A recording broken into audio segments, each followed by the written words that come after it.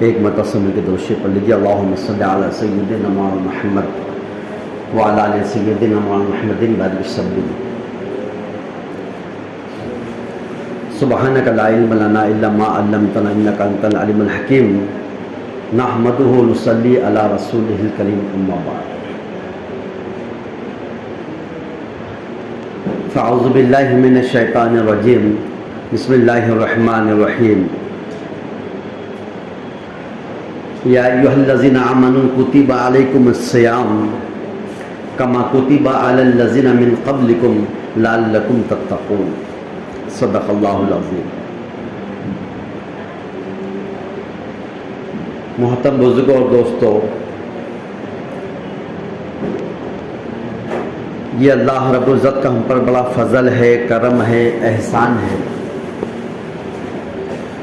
اس نے ہم سب کو رمضان المبارک کا مہینہ عطا فرمایا۔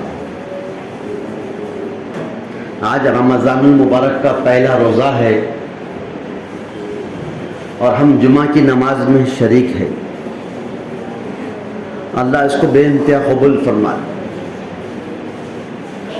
یہ مہینہ نیکیوں کے لوٹنے کا مہینہ ہے، اللہ کے خزانوں سے لینے کا مہینہ ہے۔ اس کے 3 عشرے ہوتے ہیں۔ پہلا عشرہ 10 دن کا، یہ رحمت ہے، اس میں اللہ کی رحمت اترتے رہتی ہے۔ دوسرا عشرہ جو ہے وہ مغفرت کا ہے۔ جتنے امت کے گناہ گار ہے، وہ گناہ گاروں کو چاہیے کہ وہ اپنی مغفرت کو اللہ سے مانگے۔ اور تیسرا آخری عشرہ رمضان مبارک کا جو ہوتا ہے وہ جہنم سے خلاصی چھٹکارے کا ہوتا ہے۔ تینوں مہینے اللہ سے لینے کے مہینے ہیں، اللہ سے مانگنے کے مہینے ہیں۔ جو لے سکتے وہ لے لو، جو مانگ سکتے ہیں وہ مانگ لو۔ آپ اور میں لے لے کے تھک سکتے ہیں، لیکن وہ دے کے کبھی نہیں تھکے گا۔ وہ دینے سے خوش ہوتا ہے اور نہیں مانگنے والوں سے ناراض ہو جاتا ہے۔ ہم اللہ سے مانگے اور اتنا مانگے کہ اللہ کو رحم آ جائے، وہ ہم پر فضل فرما دے، وہ ہم پر کرم فرما دے۔ حالانکہ میرے اور آپ کے اعمال ایسے نہیں ہیں کہ ہم اللہ سے مانگے اور وہ دے دے۔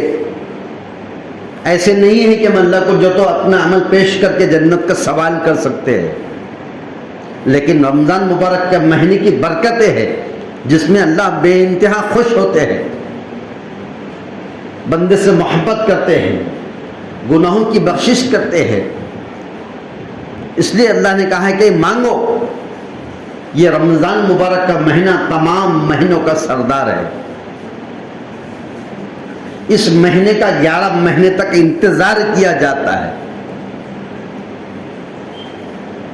اس میں عبادتوں کا بھاؤ بڑھا دیا جاتا ہے۔ غیر رمضان میں کوئی نیکی کرتے ہیں تو ایسا ہے جیسا کہ ہم نے کوئی فرض ادا کرے، اور جب رمضان مبارک کے مہینے میں کوئی جب فرض ادا کرتا ہے تو ایسا ہے جیسا اس نے 70 فرض ادا کیے۔ یہ اللہ سے لینے کا مہینہ۔ کہاں اللہ کے رسول صلی اللہ علیہ وسلم نے کہ تم اس مہینے میں اللہ کو اپنا عمل بتاؤ، اپنی نمازیں بتاؤ، اپنی تلاوت بتاؤ، اپنا ذکر اذکار بتاؤ، اپنے دعاؤں کے ذریعے سے رونا دھونا بتاؤ، نوافل کے ذریعے سے اللہ کا قرب حاصل کرو، فرائض کے جو تو پورے کرنے کے ذریعے سے اللہ کا قرب حاصل کرو۔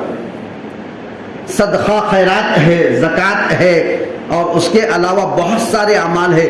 اس اعمال کو اللہ پر پیش کرتے رہے،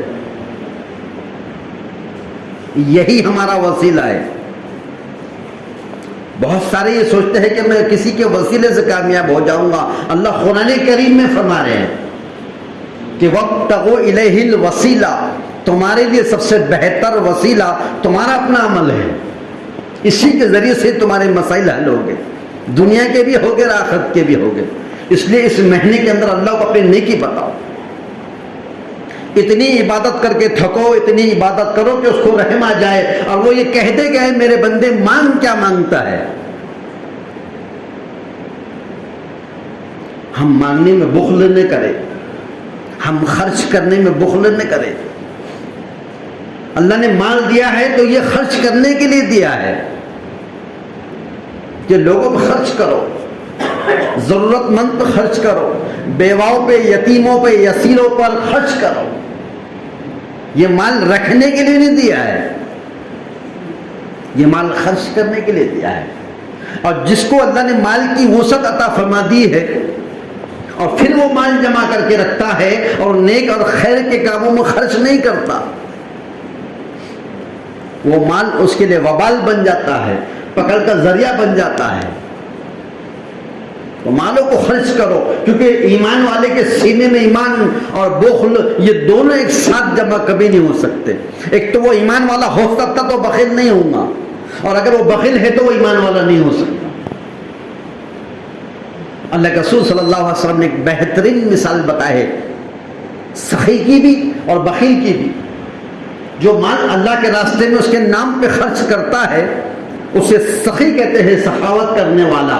اور جو مال دینے کے بعد، موجود ہونے کے بعد اس مال کو روک کے رکھتا ہے کہ کل کام آ جائے گا، کل کام آ جائے گا، روکتا ہے، خود اپنی ذات پہ بھی خرچ نہیں کرتا، تو وہ فرمایا بخیل کہلاتا ہے۔ اس کی بہترین مثال اللہ کے نبی صلی اللہ علیہ وسلم نے فرمائی۔ کہنے لگے جنت کے اندر ایک درخت ہے، جنت میں ایک درخت ہے، اس کا نام ہے سخاوت، اور جس کی پھانٹیاں دنیا میں لٹک رہی ہے۔ درخت کہاں پر ہے؟ جنت میں، اور پھانٹیاں اس کی دنیا میں لٹک رہی ہے۔ اس درخت کا نام ہے سخاوت۔ جو شخص اس کی پھانٹی کو پکڑے گا اور پکڑنے کے بعد جو چڑھتے چڑھتے چڑھتے چڑھتے جب آخری سینٹر پہ پہنچے گا تو کہاں جائے گا؟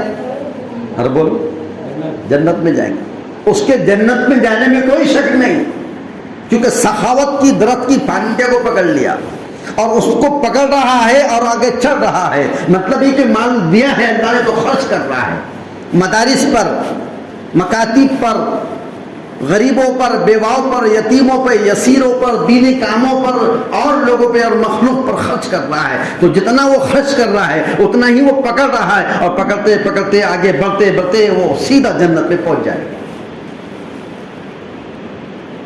اگر دیا ہے اللہ نے تو خرچ کرنے کے لیے دیا ہے، اور اس میں رمضان مبارک کا مہینہ یہ تو خوب نیکیوں کا مہینہ ہے، اس میں خرچ کرنے سے بھاؤ بھی بڑھ جاتے ہیں اور اس میں اللہ راضی بھی ہو جاتے ہیں۔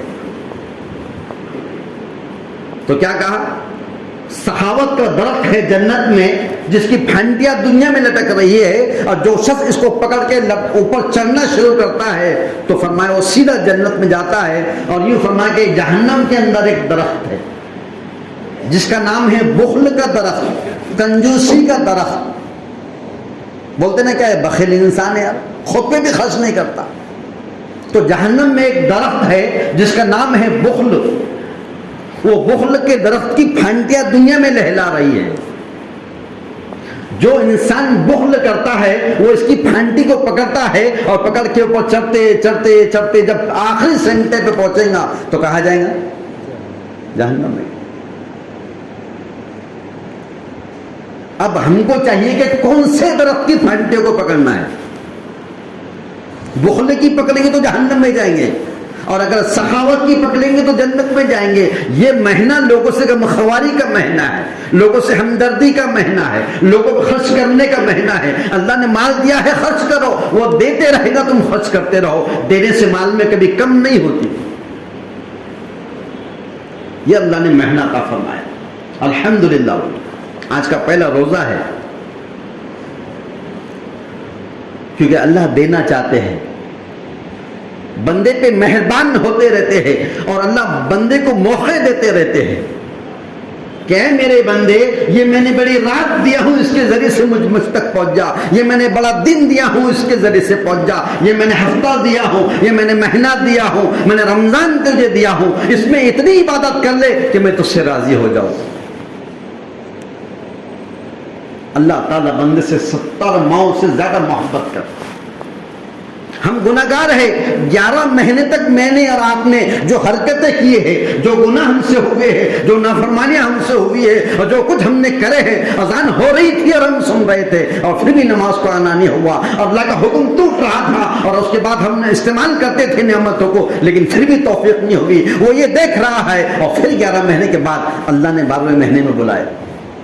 کیا کریم ہے وہ, کیا کریم ہے وہ کہ معلوم ہے 11 مہینے تک بھی یہ اس کی سنتا نہیں, یہ مانتا نہیں ہے, یہ کبھی کرتا کبھی چھوڑ دیتا ہے, اور اس کی رات اور اس کے دن اس کے گناہوں میں گزر جاتے ہیں, اور پھر اللہ 12ویں مہینے میں توفیق دے کے بلا لیتے ہیں. کیا کرم ہے یہ. اے دن کے گناہگار, شام ہونے سے پہلے توبہ کر لے. اے رات کے گناہگار, دن نکلنے سے پہلے جو توبہ کر.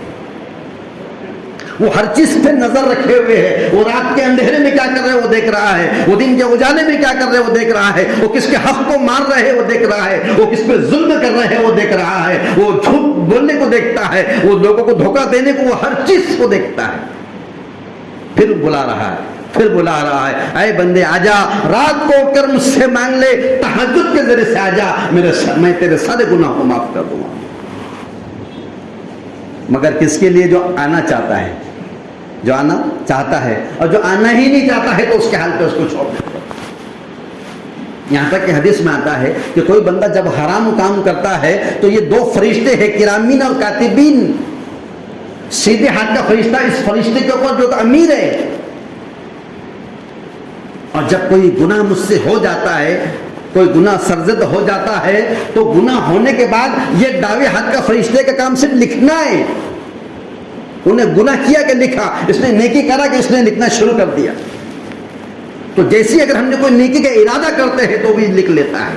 ابھی نیکی کرے بھی نہیں, ابھی میں نے صرف یہ نیکی کا ارادہ کرا, اے اللہ پورے رمضان کے روزے رکھوں گا, اور رکھا کتنے, ابھی آج کا کتنا ہوا ہے, پہلا, ابھی صرف اسٹارٹ ہوا, ابھی دوپہر بھی نہیں ہوئی, تو صرف نیت کرا میں نے کہ پورے رمضان کے رکھوں گا. خدا کی قسم اگر مر جائیں گا, موت آ جائیں گی, اللہ پورے روزدار کے رکھنے میں شمار کریں. ابھی اس نے لکھ دیا کہ پورے مہینے کے نمازیں روزے رکھوں گا, پورے مہینے کے نمازیں پڑھتے رہوں گا, پورے رمضان کے جو تو میں جتنی بھی تلاوت ہے وہ کرتے رہوں گا, دعاؤں کا اہتمام کرتے رہوں گا, خوب صدقہ اور زکات اور خیرات کرتا رہوں گا. یہ نیت ہم نے کرے, اللہ نے لکھ دیا, یہ فرشتوں نے لکھنے لگا دیا, لکھ دیا اس کو. نام اعمال میں اسی لیے فرمایا مومن کا عمل اس کی نیت سے بڑا ہوا نہیں ہے, اس کی نیت اس سے عمل سے بڑی بھی ہے. تو یہ لکھ لیتا ہے. تو نیکی کا ارادہ کرا, اس نے لکھ لیا. لیکن جب گناہ اس سے ہو جاتا ہے, کوئی حرام کام کر بیٹھتا ہے, کوئی ناجائز کام کر دیتا ہے, ایسا گناہ جو حرام ہوتا ہے, جس میں قرآن میں جس کے بارے میں منع کیا گیا, وہ گناہ مجھ سے ہو جاتا ہے, تو یہ فرشتے کا کام صرف لکھنا ہے, لیکن اس سے پوچھتا ہے, امیر صاحب یہ گناہ اس نے کرا, لکھ لوں کیا میں؟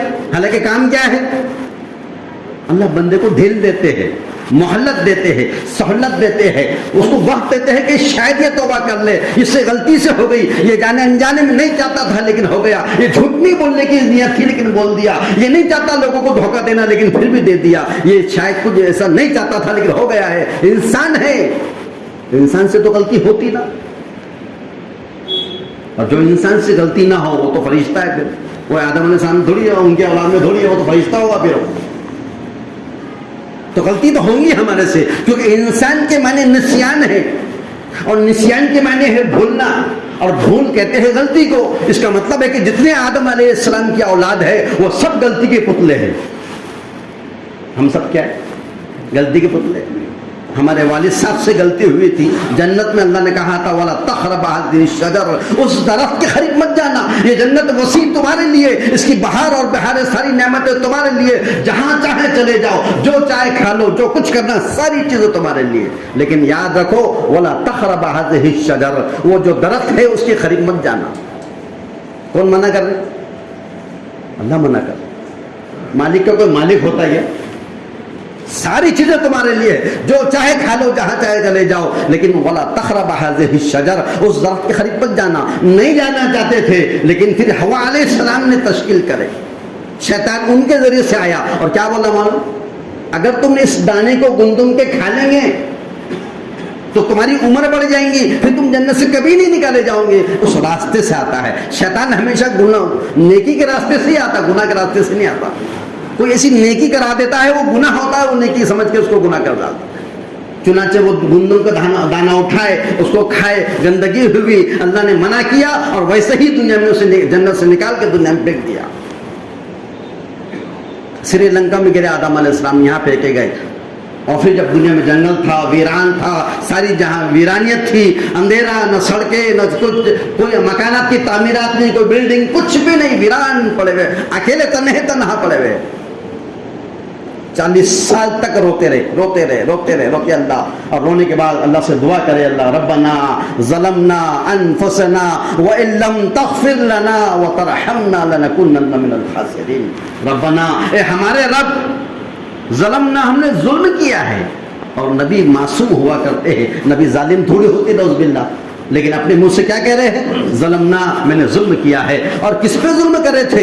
کس کو مارے تھے؟ کس کو قتل کرے تھے؟ انفسنا، اپنی جان پر ظلم کرے ہیں۔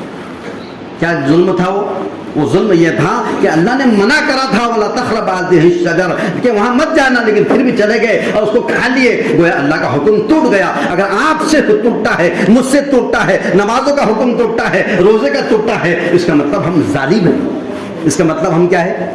ظالم ہے۔ اگر ہم نے ایک نماز کی اذان ہو گئی ہم نے نہیں پڑھے، ایک روزہ فرض ہو گیا تھا میں نے نہیں رکھا، خدا کی قسم میں اللہ کی نگاہ میں ظالم بن گیا۔ کیوں بنا؟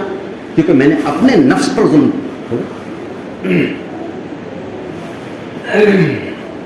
اپنے نفس پر ظلم کیا ہے۔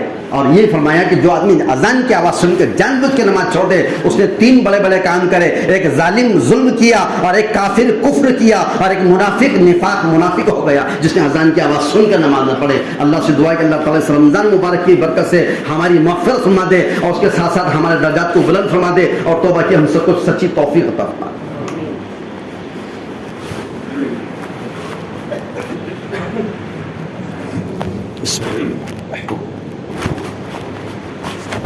اللہ